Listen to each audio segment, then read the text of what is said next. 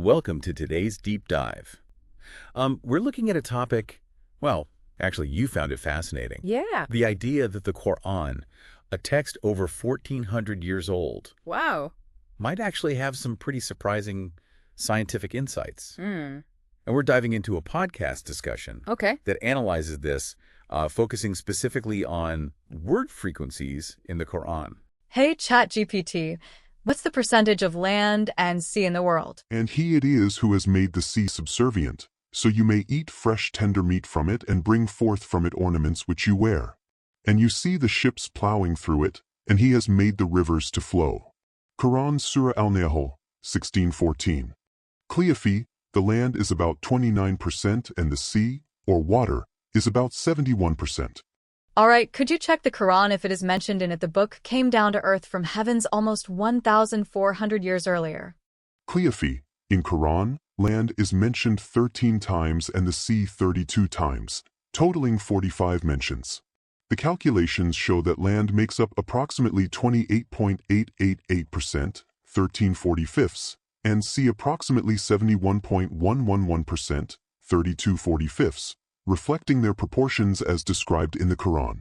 No way. I can hardly believe it. Check it again.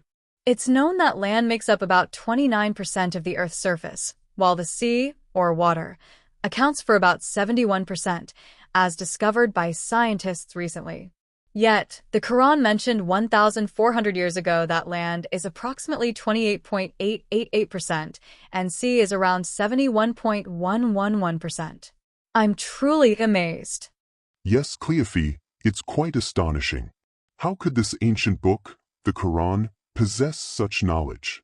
To me, it makes sense that a creator would fully understand their creation.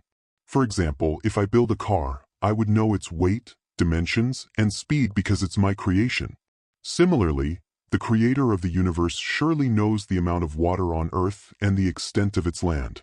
This indicates that he, the creator of the universe, heaven and earth, must also understand the precise sizes and properties of countless stars, galaxies, the Milky Way, suns, moons, planets, essentially everything in existence. ChatGPT. Really, I can hardly believe it. I'm truly amazed and a bit overwhelmed by how surprising this is. It's just unbelievable. Cleophy, I have even more surprises for you. Let me tell you the mention of heaven and hell in Quran. Heaven is mentioned 77 times and hell 40 times in the Quran, summing up to 117 mentions. By calculating the percentages, heaven represents about 65.814%, 77/117, and hell approximately 34.188%, 40/117, indicating the emphasis on the concept of heaven. The mention of knowledge and ignorance. The term knowledge appears 40 times, while ignorance is mentioned 7 times, totaling 47 mentions. This gives knowledge approximately 85.106%, 40/47, and ignorance about 14.894%, 7/47, highlighting the importance of knowledge in the Quran. Now, the mention of prayer and charity in Quran. Prayer is mentioned 67 times and charity 19 times, totaling 86 mentions. In percentage terms, prayer accounts for approximately 77.906%, 67/86, and charities for about 22.094%, 1986, emphasizing the significance of prayer in Islamic teachings. The mention of day and night. The Quran mentions day 24 times and night 17 times, totaling 41 mentions.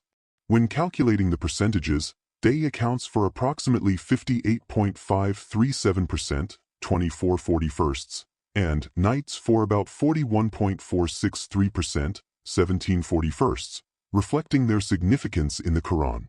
Day often symbolizes clarity, guidance, and knowledge, while night may represent darkness, uncertainty, or ignorance. The Quran frequently encourages seeking guidance and enlightenment. Thanks, ChatGPT. Before we proceed to Jack and Wilson, please take a moment to review other sacred scriptures, such as the Hindu texts like the Bhagavad Gita and Puranas, the Bible, the Guru Granth Sahib, and the Buddhist Tripitaka. Check if there are any similar references regarding land and sea or related topics. No, none of the other sacred texts provide specific counts of mentions other than Quran. We're looking at a topic, well, actually you found it fascinating. Yeah. The idea that the Quran, a text over 1,400 years old, Wow.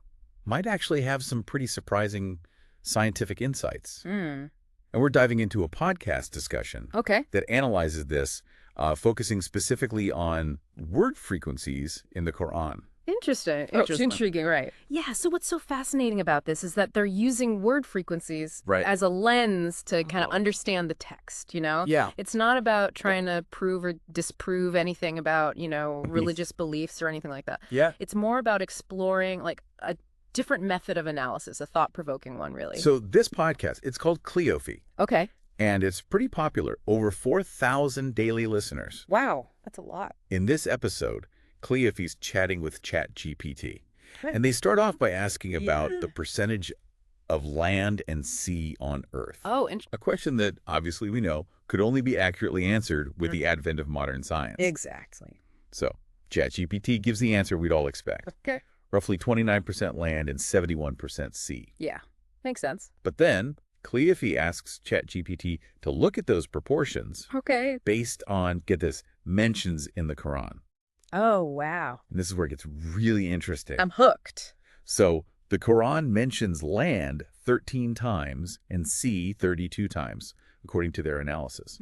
And that leads to a ratio of like 28.888% land to 71.111% sea. Oh, wow. I mean, that's incredibly close to the actual figures. That is really surprising. It's a surprising correlation. But, you know, it's really important to remember that just because things are correlated doesn't mean one caused the other. You know what I mean? Yeah. Like, to say that this is scientific proof, you know, you would need, like, way more rigorous analysis, larger data sets, controlled factors, that kind of thing. I mean, Cleophy was pretty amazed, too. Oh, really? They even asked ChatGPT to double check. Wow.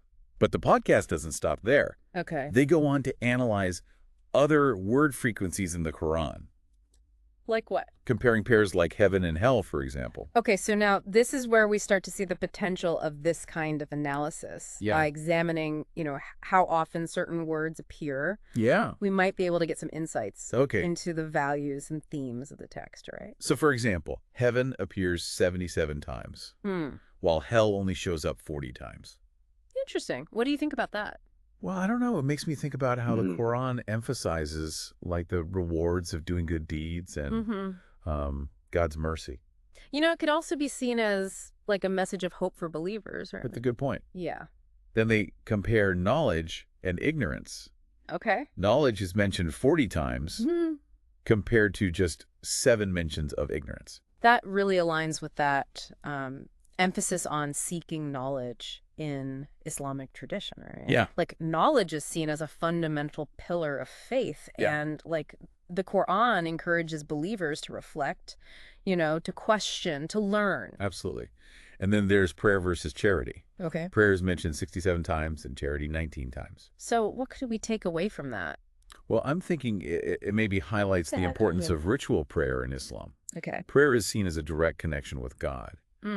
But, you know, the Quran also really stresses the significance of, like, charitable acts, and, like, showing your faith and compassion. Absolutely. Yeah. And lastly, they look at day and night. Okay. Day appears 24 times and night 17 times. The symbolism there is interesting, isn't it? Yeah, like how day is often associated with clarity and knowledge and the presence of God's light. Right. And the night can symbolize darkness, uncertainty, like the veiling of the divine. So then they asked ChatGPT to do the same analysis. Okay. But this time, looking at those specific mentions of land and sea proportions in other religious texts. Okay. The Bhagavad Gita, the Bible, the Guru Granth Sahib, and even the Buddhist Tripitaka. Wow. Covering all the bases. Right. It's like, if this works for one religious text, could it offer similar insights for others? Right. And ChatGPT says none of those texts gave such specific counts. Really? Yeah. So that makes the findings from the Quranic analysis even more unique than it hints at, like a specific way of quantifying these concepts within this particular text. Right. However, we got to be cautious here to really understand what these findings mean. Yeah. We need to dive deeper into the methodology itself, you know? That's a great point. Yeah. So before we jump into those expert opinions from the podcast, let's talk a bit more about word frequency analysis itself. Good idea. What are its strengths? What are its weaknesses? Well, one of the strengths is that it can highlight patterns and like recurring themes in a text that might not be immediately obvious, you know? Yeah. By analyzing how often certain words appear, we can learn more about like the author's intent, the central message, the values it emphasizes. So in the case of the Quran, like you said, the frequent mention of knowledge really underscores how important it is in Islamic teachings. Exactly. I mean, are there any limitations? Oh, yeah, definitely. One major one is the potential for misinterpretation. Okay. Words can have multiple meanings. Right. And the context, you know, the way they're used can totally change their significance. Like how the word land in the Quran could also have like symbolic meanings, not just referring to the actual physical landmass. Exactly, yeah. And another limitation is that you need large data sets for statistical significance, you know? A small sample size, like the one in this podcast, might not be truly representative of the whole text. And that's where statistical significance comes in. Right. It tells us how likely it is that these patterns are due to chance, you know, or to real underlying trends. Exactly. And we also need to be careful about not confusing correlation with causation. Right. Just because two things are correlated, like the word land and the actual land to sea ratio doesn't necessarily mean that one caused the other. It could just be a total coincidence. Exactly. Or reflecting something else entirely. Totally. That's why it's so important to approach these findings carefully. Thinking about the bigger picture, avoiding oversimplification, you know? Right. But even with these limitations, word frequency analysis can still be a valuable tool for exploring texts and asking those thought-provoking questions. So it's less about finding like concrete answers and more about opening up new ways of thinking about things. Exactly. And in this case, you know, it sparked this really fascinating discussion about the Quran and its potential insights. Absolutely. Now, before we move on to those expert opinions, let's take a quick break. And we'll be right back. Sounds good. Hey, everyone. At the end of this video, we invite you to explore the truth of Islam, Allah, and the Quran. Remember, Allah is one and only, and the Prophet Muhammad, peace be upon him, is the last and final messenger who introduced Allah and Quran to us. If you believe in this truth, then you are already a Muslim. So why not declare your faith by saying the Shahada, Ashhadu an la ilaha illallah wa ashhadu anna Muhammadar Rasulullah. I bear witness that there is no deity of worship, but Allah, and Prophet Muhammad, peace be upon him, is his last and final messenger. If you seek further guidance, connect with our team by joining our WhatsApp group. The link is in the video description. Hit the join button if you would like to help us spread dawah, call to Islam, all over the world. As Prophet Muhammad said, spread the word. Even you have only one ayah or a verse to convey to others. See you in the next video.